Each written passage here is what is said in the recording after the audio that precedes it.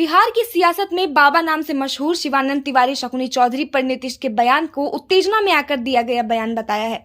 उन्होंने कहा कि नीतीश ने रिएक्शन में शकुनी चौधरी पर बयान दिया था।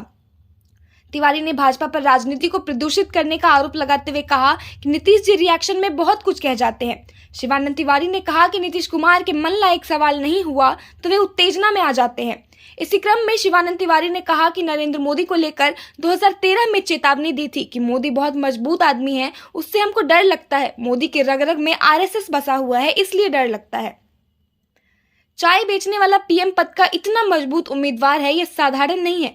पिछड़ी जाति का है, हमें डर लगता है, वह मजबूत आदमी है। उन्होंने आरएसएस को विभाजनकारी मानते हुए भाजपा से अपने दूर रहने की बात कही।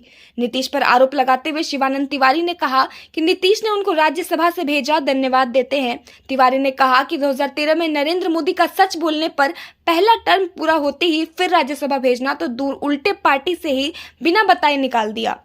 राजद नेता ने कहा कि वशिष्ठ भाई को उन्होंने 3 बार राज्यसभा भेजा, लेकिन उन्हें नीतीश ने बिना अपराध बताए पार्टी से बाहर का रास्ता दिखा दिया था।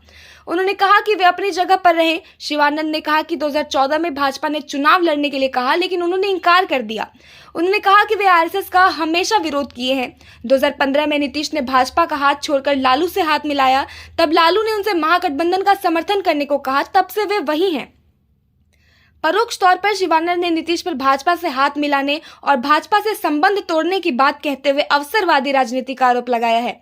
शिवानंद ने इशारों में कहा कि 2015 से वे वही हैं, लेकिन इस बीच नीतीश ने भाजपा से मिलकर सरकार बनाया और संबंध तोड़कर लालू जी के साथ मिलकर बिहार में सरकार चला रहे हैं। बहरहाल शकुनी चौधरी पर नीतीश के बयान के बहाने शिवानंद तिवारी ने सीएम की विचारधारा के मामले में कटघरे में खड़ा कर दिया है। उन्होंने नीतीश पर कई सवाल खड़े कर दिए हैं। सीधे तौर पर शिवानंद ने नीतीश पर अवसरवादी राजनीति करने का आरोप लगाया है।